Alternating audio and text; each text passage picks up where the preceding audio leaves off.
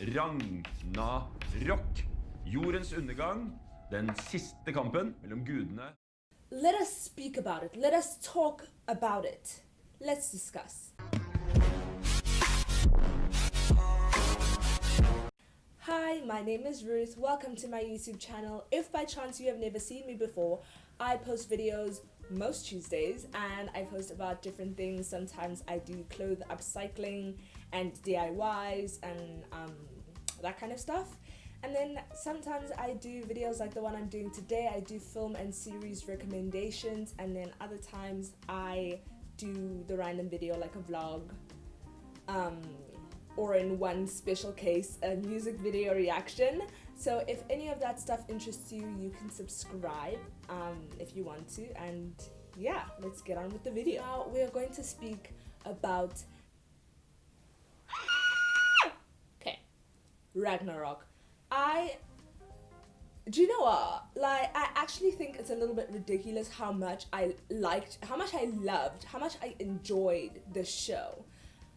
Like, I know that people make series with the intention of people enjoying, but this series, it was made with so much love and so much heart and so much mind and understanding and thinking, and I loved it. So basically, I don't want to give any like major spoilers in case you haven't watched the show, but I want to also make this interactive for people who have watched the show. So I'm gonna try to be very smart about how I go about this. The show is centered around a teenage boy named Magne Sayer. I hope I said his name right. If you're Norwegian and you know how to say the names in Ragnarok correctly and I'm not saying them correctly, please don't bully me. That's all I'm asking. Don't bully me. That's just all I want. Please don't bully me. Please. I'm trying my best. So the show is centered around a teenage boy named Magne Sayer, and he and his family have just moved to this new place called Edda in Norway. And it's supposed to be this like paradise. Well, it's beautiful. It's got this beautiful mountain range and water and people, and it's really pretty. And it's a great place. And Magne is a little bit different. He's different, and he goes to high school, and it's basically about him navigating high school. But then also, as every teenage show does, he basically has to tackle or take on this gigantic task that's ahead of him, and it's like the show makes it feel like a life or death situation, which I mean, I can understand why. We've seen shows do this with high schoolers before, Riverdale, and The Vampire Diaries. Like, every show has teenagers doing stuff that teenagers don't do, and so the show, it's like, I feel like this show has a good balance of that, because we do see the characters going to school, we see them learning about stuff, and actually what they're learning about in school has a lot to do with the problems that the characters, or the problems that Magne is facing in real life. That's what I think I enjoyed about the show. It wasn't unrealistic. It creates a different realm, a realm outside of us, a realm we know doesn't exist, but it still has so many factors of realism that we can feel just as included and want to feel included in the show, and kind of interactive, if that makes sense. So while Magne is dealing with these huge problems of, I mean, his sorting out his hero complex and having to save people in Edda, while he's doing that, he's still going to school, he still has run-ins with teachers, he still has problems with like other teenagers at school, he still has the drama, they still have dances that people love to attend or hate to attend. It's got those elements of realism, which I really, really enjoyed in the show, because I feel like too often in teenage shows it's literally just like, I'm opening a book, now I'm solving a murder, and the rest of the show is just murder, not them being a normal teenager. So that's basically, I feel like it's a very vague description of the plot. Now let's go into characters a little bit. I'm just gonna talk about the main cast, like the very main cast. Main character number 1, Magne. Sånn jo Magna. Går det bra med deg? Hei. Trenger du hjelp? Y'all, I love this man. I love him. He is just, oh, where do I even begin? He's a gentle giant. He is smart.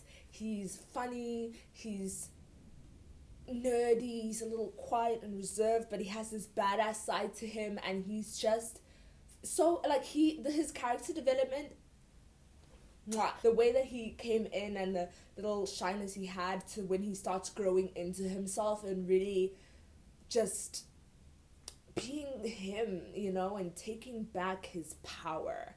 The second character is Magnes brother, Lauritz. Magne og Lauritz.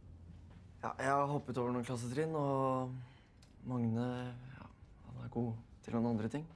Glinda found him to be very irritating. She did not like him. She did not enjoy his character. And I think that just kind of shows how differently he can be perceived as a character, which I think is great. I found myself being frustrated with him in certain moments, because he can be so abrasive and abrupt and quite rude, and he's not the most supportive person in certain things. He can come off as quite selfish, you know, but he also has this side of him that you kind of know. He has a heart. It's somewhere deep down in that cavity he calls a chest, but he has a heart. I was always on the balance. I was always on the fence between like liking him and hating him, and I'm still on the fence about that. I'm not really sure, but I think he's a great character, and I think the actor who played him so well. The next character is Saksa. Saksa Jutul. Som alle småguttene helt gale til lillesøsteren Saksa. Som for så vidt bare en stor snobb. Eller Magne? Hva så opp? The woman is something else. I love her. She is conniving and selfish, and she does things for herself and her family, and she just is like, and I know I sound bad for like, I know it's not that I like these characteristics in her, but she just plays them so well. How can I not like her? I mean, I know she's not the greatest person, but she's a badass and she's a woman, so how can I not like that about her? You tell me. How can I not? I can't. I support her and I stand her in all that she does. And the actress that plays her, Teresa Frostad Exbo, let me tell you, I'm in love with that woman. She has music. Go stream her music because her music is good. There's nothing else for me to say. There's nothing else for me to say. And then there is Saksa's brother, Fjord.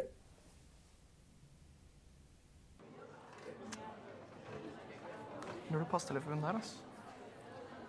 Hun litt fanatiker. Han en YouTube, han går I trea. Alle småjentene helt gale etter han. Hermantomeraas. You and I need to have a conversation because who told you to look that good? Him and David Saxton. We have a problem. Fjord. He has, I think, the greatest character development in the show. He's so complex. He's complex. He's a complex character, and I love that about him.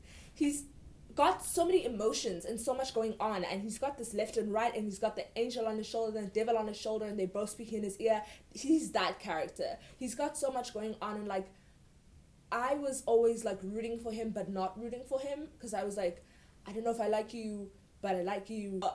You know, I had that push and pull with him, and he had that push and pull with himself, and I liked that because it made him human. It made him real to me, and I love that.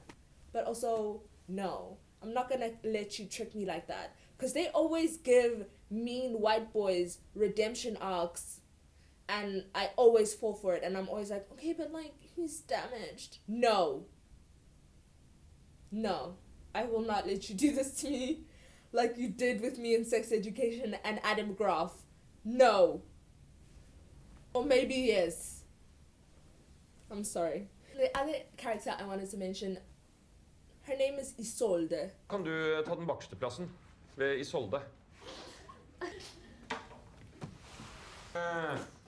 Vi skal ta opp She is, you know, those activists you see on Instagram, and they're like she was that was her. She was an activist. She was like a little Greta Thunberg. She was a little activist. She was badass. She had fear for nobody. She didn't care about anybody's opinions. I mean, she's human, so obviously maybe a little bit in her heart she did, but other than that, she didn't show it. She was badass. She held her own. She was confident, and she didn't care what other people thought. She was just that one girl in the John Green novel that was like different from everyone else, and she's like, I can't wait to get out of this town so I can be in New York and live my life.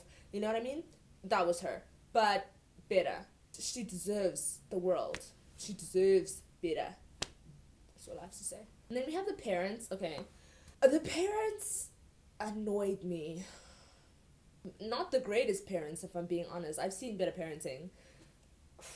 Not very good parenting on their side, but they tried.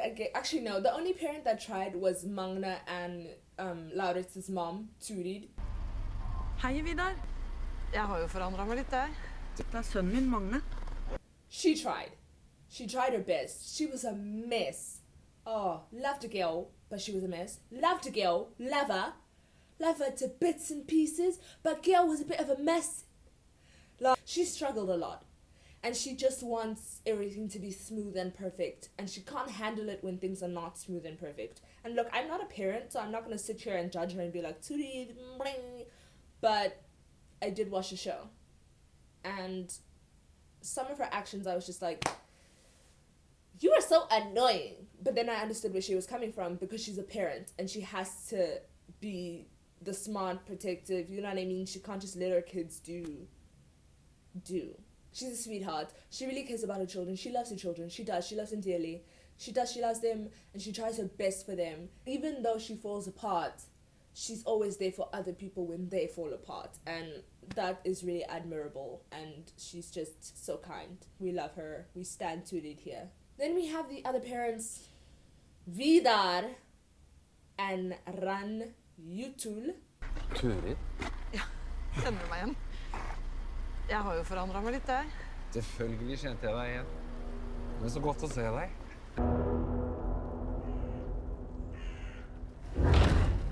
Skal du ikke kysse kona di? Saksa and Fjord's parents, look here.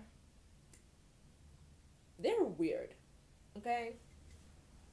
They are weird. And you will see it for yourself. If you watch or if you have watched, you know, or you will know, they are weird.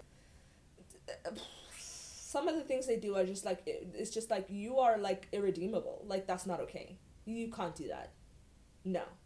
Okay? No.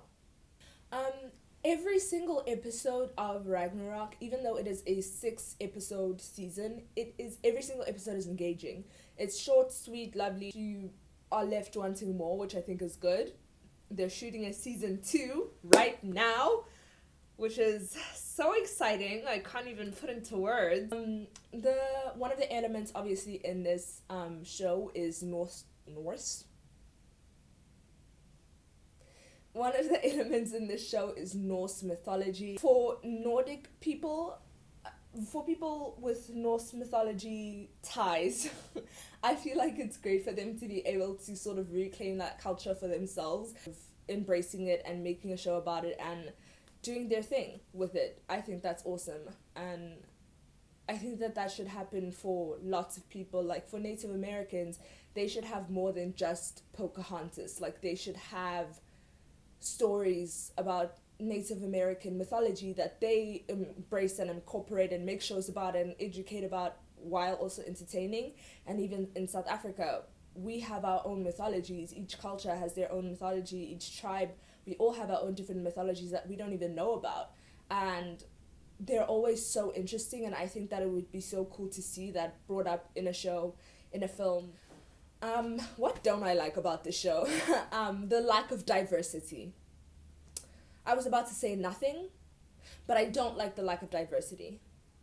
And funnily, and look, I know that it's made in a country or a place that's primarily white people, so I kind of understand in that sense.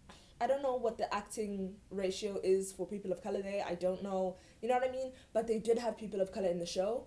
They had approximately 2 people of color in the show, and I'm not exactly sure how casting and acting and people of color in acting in Norway is. I think maybe they could have fit in 1 or 2 more people of color. I don't know if I'm making excuses or if I'm, you know what I mean, because it is shot in Norway, so I'm trying to give them a bit of leeway. Like, I'm not like, because I don't know if there's a range of actors of color that are just willing or auditioning for things, you know? The cinematography,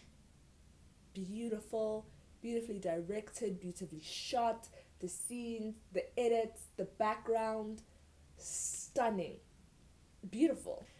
Everyone on the set and crew just did such a fantastic job on the show, and it was made, I feel, with so much love and so much thought put into it, and so I really appreciate that, and I just think they did a fantastic job. I have so many, theories, so many, just theories about the show, about where it might go, about the characters. So if you want to discuss any of that with me, I would be so happy to. Please comment any of your theories that you have at all. I would love to see that. This has been the Ragnarok review recommendation. Thank you guys so much for watching. I hope you have enjoyed, and I hope you have a good evening, afternoon, morning, whatever. Bye.